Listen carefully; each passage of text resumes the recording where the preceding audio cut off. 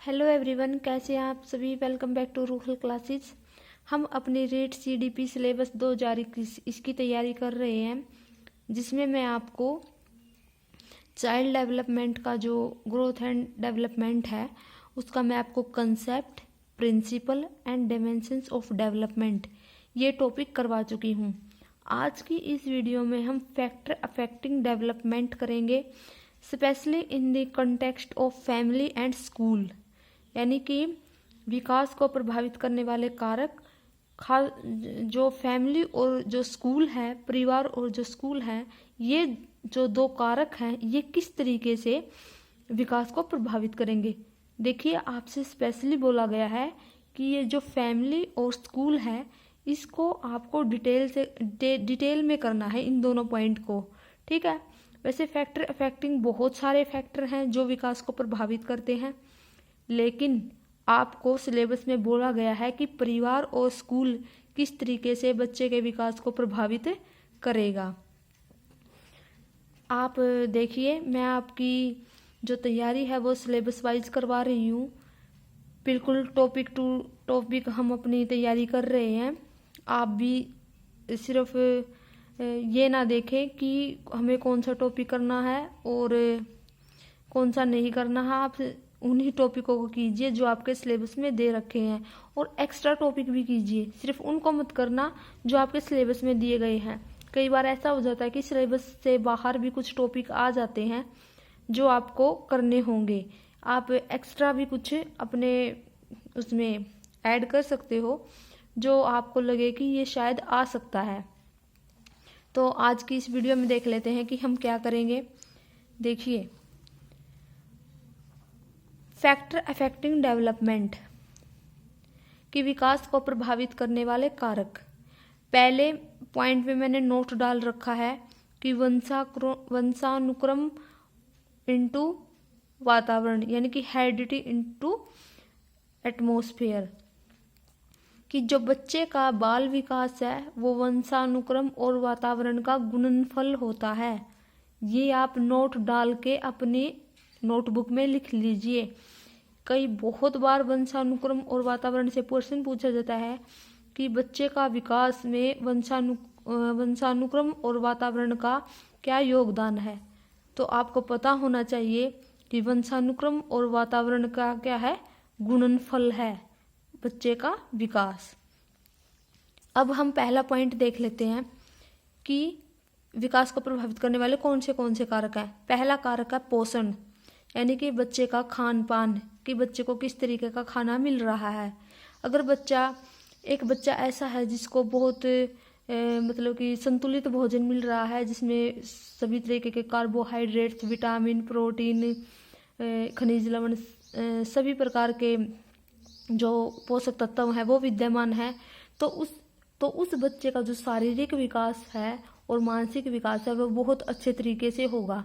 और एक गरीब परिवार का बच्चा है जिसको ये सारी सुख सुविधाएं नहीं मिल रही हैं, तो वो क्या है, वो बच्चा देखना आप शारीरिक विकास से भी कमज़ोर मिलेगा आपको। आप एग्जाम्पल के लिए देख सकते हैं, जो एक गरीब परिवार का बच्चा होता है जिसको टाइम पे खाना तक नहीं मिल रहा, और एक अच्छे परिवार का बच्चा है जो जिसको हर सुख सुविधाएं खाने पीने की मिल रही हैं, तो उनका जो फिजिकल स्ट्रक्चर है उनमें आपको दिन रात का फर्क मिलेगा, उनकी हाइट में, उनके कलर में। ठीक है। तो इस तरीके का जो डिफरेंस है वो किसके कारण होता है, पोषक तत्वों के कारण होता है, क्योंकि उनको अच्छे तरीके से खाना नहीं मिल पा रहा है। सेकंड पॉइंट देख लेते हैं, बुद्धि। कुछ साइकोलॉजिस्टों ने अपने टेस्टों के अकॉर्डिंग ये माना है कि जो तेज बुद्धि वाले बच्चे होते हैं उनका विकास अधिक होता है कम बुद्धि वाले बच्चों से। ठीक है। क्योंकि जो तेज बुद्धि वाले बच्चे होते हैं ना, वो हर चीज में अच्छे तरीके से पार्ट लेते हैं, वो खेल में भी अच्छे होते हैं। ठीक है। वो अच्छे तरीके से दूसरों से बातें करते हैं। और जो कम बुद्धि वाले बच्चे होते हैं, यानी कि मंद बुद्धि बच्चे होते हैं, वो दूसरों से इतने अच्छे तरीके से घुल मिल नहीं पाते हैं। वो ऐसी एक्टिविटीज करते हैं जो उनकी उम्र के बच्चों से डिफरेंट होती है, जिससे क्या है उनका जो विकास है किसी भी टाइप का विकास लगा लो आप, शारीरिक सामाजिक कोई भी विकास अच्छे तरीके से नहीं हो पाता है। तो ये बुद्धि क्या है, बुद्धि भी बच्चे के विकास को प्रभावित करती है। थर्ड पॉइंट है प्रजाति। कुछ मनोवैज्ञानिकों ने यह माना है कि जो एक प्रजाति के लोग हैं वो दूसरी प्रजातियों से डिफरेंट होते हैं। कई प्रकार से डिफरेंट होते हैं। एक तो फिजिकल स्ट्रक्चर में, एक वर्ण में, यानी कि उनका रंग भी अलग मिलेगा, उनका रहन सहन भी अलग मिलेगा, उनकी जो बनावट है वो भी अलग मिलेगी, शरीर की बनावट है, और जो उनका मानसिक विकास और बुद्धि वो भी डिफरेंट होते हैं।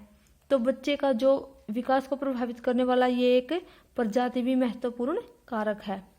फोर्थ है रोग व चोट।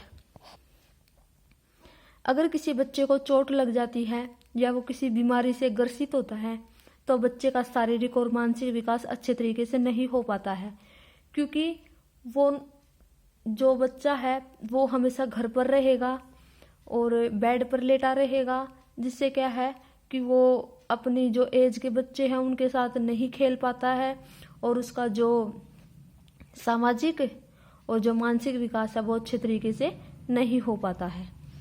फिफ्थ पॉइंट है पास पड़ोस का वातावरण। आस पड़ोस का वातावरण भी बच्चे के विकास को प्रभावित करेगा।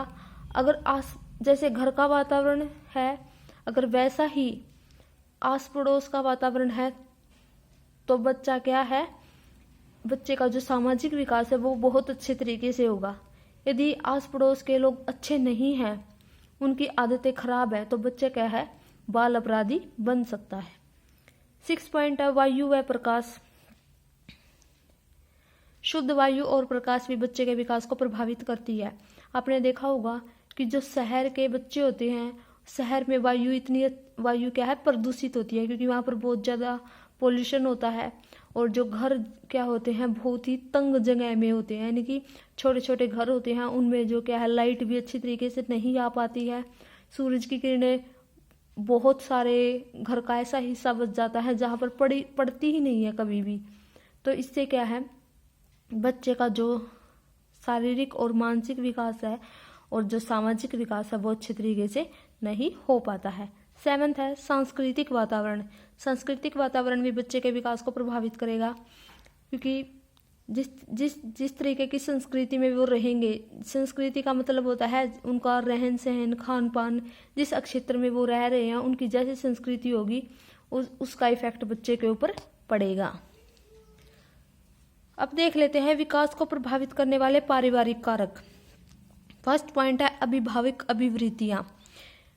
अभिभावक अभिवृत्तियों का मतलब है, मैंने आपको बताया था कि ये दोनों पॉइंट हैं, पारिवारिक कारक और विद्यालय कारक, यानी कि फैमिली और स्कूल, इन दोनों पॉइंट को आपको डिटेल में करना है, ठीक है, क्योंकि ये आपके सिलेबस में स्पेशली मेंशन किए गए हैं।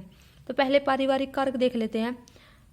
पहला है अभिभावक अभिवृत्तियां, कि कुछ पेरेंट्स क्या होते हैं, कम आयु के होते हैं, तो वो अपने बच्चे के प्रति इतने रिस्पॉन्सिबल नहीं होते हैं जितने कि अधिक आयु के पेरेंट्स होते हैं। क्योंकि मान लो कि किसी की 18-19 साल की उम्र में शादी हो जाती है, ठीक है, वो और 20-21 साल की उम्र में वो पेरेंट्स बन जाते हैं, तो वो क्या है, अपने बच्चे के प्रति इतने रिस्पॉन्सिबल नहीं होते हैं, क्योंकि वो खुद ही इतने मैच्योर नहीं होते हैं कि उन्हें ये पता ही नहीं होता है कि उनको अपने बच्चे की देखभाल या किस तरीके से उसकी परवरिश करनी है, क्योंकि वो खुद भी एक टाइप से अभी तक बच्चे ही हैं। लेकिन जो अधिक उम्र के पेरेंट्स होते हैं, जो अधिक उम्र का मतलब है जो 26, 23, 28 या 30 प्लस होते हैं, 30 तक होती हैं, वो अपने बच्चों की जो देख रेख है वो अच्छे तरीके से कर लेते हैं। और कुछ अभिभावक आपने देखा होगा कि बहुत ही ज्यादा कंसर्न होते हैं अपने बच्चों के प्रति, वो उनके छोटी छोटी बातों पर टोकते हैं। इससे क्या होगा, इससे बच्चे क्या हो जाते हैं, फ्रस्ट्रेट हो जाते हैं अपने पेरेंट्स से, वो दुखी हो जाते हैं और इतने बेचैन हो जाते हैं कि वो कुछ ऐसी काम करना स्टार्ट कर देते हैं जो कि समाज के दृष्टिकोण से ठीक नहीं होते हैं। तो इससे क्या होगा, इससे बच्चा इतना बेचैन और उत्तेजित हो जाता है कि वो गलत काम करना स्टार्ट कर देता है। और आपने देखा होगा कुछ अभिभावक इतने कठोर होते हैं, यानी कि अपने बच्चों के प्रति इतने सख्त हो जाते हैं कि बच्चे उनसे डरना स्टार्ट कर देते हैं, और इससे क्या होता है कि वो झूठ बोलने लग जाते हैं और हीन भावना उनमें आ जाती है, इन्फीरियोरिटी कॉम्प्लेक्स की जो भावना होती है वो उनमें आ जाती है। तो जो अंत में हम यही कह सकते हैं कि जो अभिभावक की अभिवृत्तियां हैं, उस अभिवृत्तियों का मतलब है उनका व्यवहार बच्चों के प्रति, वो भी बच्चे के विकास को प्रभावित करेगा। सेकंड पॉइंट है परिवार की भावना। परिवार की भावना भी बच्चे को प्रभावित करती है। मान लो एक परिवार का बच्चों के प्रति अच्छा स्वभाव नहीं है, वो उनसे जिस तरीके की भावना रखेंगे उसी तरीके से बच्चे का विकास होगा। थर्ड पॉइंट है टूटे परिवार। बहुत सारे बच्चों के माता पिता साथ नहीं रहते हैं, उनका तलाक हो जाता है या फिर किसी पेरेंट्स की डेथ हो जाती है, तो ऐसे परिवारों को क्या कहते हैं हम, टूटे परिवार कहते हैं। तो इससे क्या है, इससे बच्चों का जो विकास है वो अच्छे तरीके से नहीं होता है। और कई बार क्या है, पेरेंट्स को, किसी सिंगल पेरेंट्स को अपने बच्चों का पालन पोषण करना पड़ता है। तो इन सभी चीज़ों का क्या प्रभाव है जो बच्चे के ऊपर पड़ेगा। फोर्थ पॉइंट है माता पिता का व्यवसाय। खास तौर पर जो अमीर घर के लोग होते हैं वो अपने बच्चों के लिए क्या एक आया रख लेते हैं, ठीक है, और वो अपने बच्चों से दूर हो जाते हैं, इमोशनली अटैच नहीं हो पाते हैं, जिससे क्या है बच्चे उनसे हमेशा ही दूर रहेंगे। वो जो माता पिता और बच्चे के बीच जो प्यार होता है वो पनप ही नहीं पाता है। और दूसरा कारण ये हो सकता है कि ज़्यादातर जो जिन बच्चों के पिता का जो व्यवसाय है वो बच्चे अपने पिता के व्यवसाय से प्रभावित हो जाते हैं, ठीक है, और वो वैसा ही बनने की कोशिश करते हैं। यानी कि अगर उनके पिता डॉक्टर हैं तो बच्चा भी क्या है, डॉक्टर बनेगा, उसे कहेगा कि मुझे भी बड़ा होकर डॉक्टर बनना है। और जिन बच्चों की माताएं वर्किंग वुमेन होती हैं तो वो अपने बच्चों पर अधिक ध्यान नहीं दे पाती हैं, ठीक है। तो इससे क्या होगा, इससे बच्चों का विकास अच्छे तरीके से नहीं हो पाता है। अगर वो उनसे दूर रहेंगी अपने बच्चे से तो क्या है, बच्चे का जो शारीरिक विकास है, मानसिक विकास है, सभी तरीके का जो विकास है वो इफेक्ट होता है। अगला पॉइंट देखते हैं, अभिभावकों का पक्षपात। कई बार आपने देखा होगा कि जो पेरेंट्स है अपने बच्चों में डिफ्रेंशिएट करते हैं कि मतलब जो माताएं होती हैं वो लड़के को अधिक प्यार करेंगी और जो पिता होते हैं वो लड़कियों को अधिक प्यार करते हैं। तो कई बार ऐसा करने से क्या हो जाता है, जो बच्चे होते हैं उनके अंदर हीन भावना उत्पन्न हो जाती है, अपने माता पिता के प्रति क्या हो जाते हैं, वो उदास हो जाते हैं, उन्हें अपने माता पिता से कई बार नफरत भी हो जाती है। तो ये इस तरीके का व्यवहार जो क्या है बच्चे को प्रभावित करता है। अगर बच्चे को प्रभावित करेगा तो उनके मेंटली वो इफेक्ट रहेंगे, वो शारीरिक रूप से इफेक्ट महसूस करेंगे। तो कई तरीके का विकास जो है उनका प्रभावित होता है। अब देख लेते हैं विद्यालय संबंधी कारक। फर्स्ट है कक्षा कक्ष का वातावरण। अगर कक्षा कक्ष का वातावरण, एक क्लासरूम का जो इन्वायरमेंट है वो अच्छा नहीं है, वहाँ पर अच्छे तरीके से रोशनी नहीं आ रही है, वहाँ पर बैठने की उचित व्यवस्था नहीं है, तो क्या है इससे बच्चे का जो विकास है वो प्रभावित होगा। अगर उनको अच्छे तरीके से दिखाई नहीं दे रहा है तो उनकी आंखें इफेक्ट होंगी, आंखें इफेक्ट होने से उनका शारीरिक विकास इफेक्ट होगा। और अगर उनको बैठने की सही सुविधा नहीं है तो ये भी, इसका इफेक्ट भी किसके ऊपर पड़ेगा, बच्चे के शारीरिक विकास पर पड़ेगा। सेकंड पॉइंट है अध्यापक विद्यार्थी का संबंध। अगर टीचर्स और स्टूडेंट के बीच संबंध अच्छे नहीं हैं, एक फ्रेंडली उनके बीच रिलेशन नहीं है, तो अगर वो अपने टीचर के साथ कांटेक्ट नहीं कर पा रहे हैं अच्छा तरीके से, हेल्दी कांटेक्ट नहीं है, तो इसका जो प्रभाव है वो बच्चे के विकास के ऊपर पड़ता है। क्योंकि कुछ टीचर क्या होते हैं, मार पीट कर बच्चों को समझाते हैं, ठीक है, और इससे क्या है बच्चों का उनके बीच जो कनेक्शन है वो अच्छा नहीं हो पाता है, और इन सभी चीज़ों का इफेक्ट बच्चे के डेवलपमेंट के ऊपर पड़ता है। नेक्स्ट देखते हैं विद्यालय का अनुशासन, अगर विद्यालय में का अनुशासन इतना सख्त है कि बच्चे वहाँ पर सांस लेना भी मुश्किल समझ रहे हैं, तो ये सही नहीं है। कुछ विद्यालय के जो रूल्स हैं वो इतने सख्त होते हैं कि वहाँ पर बच्चे अपने आप को एक, वो कहते हैं ना कि एक कैदी की तरह महसूस करते हैं। उनको वो जो स्कूल है वो जेल लगना स्टार्ट हो जाता है। तो स्कूल में इस तरीके का जो अनुशासन है वो नहीं होना चाहिए। एक जो मतलब कि जो लॉ एंड ऑर्डर है जो वो एक अच्छे तरीके से होना चाहिए। बच्चों को इतना कष्टदायक भी नहीं होना चाहिए कि बच्चे उससे इतने मतलब कि दुखी हो जाएं कि उनका विकास ही इतना इफेक्ट हो जाता है कि कई बार बच्चा इतना मेंटली इतना डिस्टर्ब हो जाता है कि वो सुसाइड तक कर लेता है। तो इस तरीके का एनवायरनमेंट नहीं होना चाहिए। अगला है स्कूल और चरित्र। देखिए, जो चरित्र का निर्माण होता है, बच्चे को अच्छे बुरे की समझ होती है, वो ज़्यादातर स्कूल में ही होती है। स्कूल ही उसे सिखाता है कि आपको बेईमानी नहीं करनी है, आपको झूठ नहीं बोलना है, आपको सच्चाई के रास्ते पर चलना है, और क्या चीज़ें सही हैं क्या चीज़ें गलत हैं, समाज में आपको किस तरीके का व्यवहार करना है, दूसरों के प्रति आपको आपकी क्या जिम्मेवारी है। इस तरीके का जो व्यवहार है, इस तरीके की जो गुण है वो बच्चे को कहाँ सिखाए जाते हैं, वो स्कूल में ही सिखाए जाते हैं। 5th पॉइंट है स्कूल और सामाजिक विकास। आपको पता ही है कि स्कूल ही बच्चे का सामाजिक विकास को प्रभावित करता है। स्कूल में बच्चों को क्या है, आपने देखा होगा कि बहुत तरीके के जो खेल हैं वो सिखाए जाते हैं, और बच्चा क्या है खेल में सहयोग की भावना, एक दूसरे से प्रेम की भावना, इस तरीके का जो चीज़ें सीखता है, जो ये गुण सीखता है, ये क्या है बच्चे के जो सामाजिक विकास है उसको इफेक्ट करते हैं। खासकर KVS वाले स्कूलों में बच्चे क्या है डिफरेंट कल्चर से रिलेटेड होते हैं, विभिन्न संस्कृतियों से आते हैं, उनको एक दूसरे को जानने का मौका मिलता है, वे एक दूसरे की संस्कृतियों को जानते हैं, उनके रहन सहन को जानते हैं, उनके जो बात करने का तरीका है उनसे क्या है उनको जानते हैं, उनको सुनते हैं, उनके साथ रहते हैं उन बच्चों के साथ। तो इनसे क्या है उनका जो सामाजिक विकास है वो अधिक विस्तृत हो जाता है।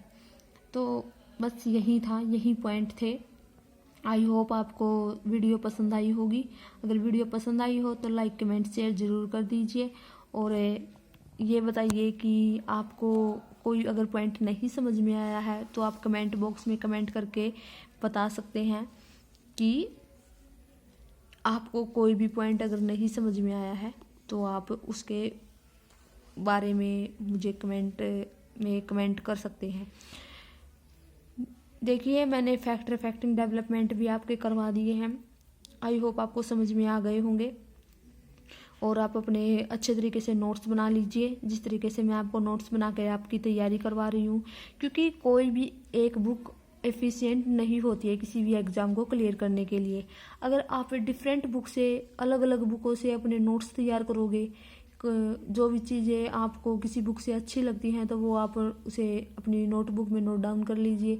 तो इससे क्या है, इससे आपको मतलब कि बहुत सारी बुकों का जो निचोड़ है वो आपको मिल जाता है, और जो अच्छे अच्छे पॉइंट्स है वो आप अगर पिक करोगे तो आपके नोट्स हैं वो बहुत अच्छे तरीके से तैयार हो जाएंगे।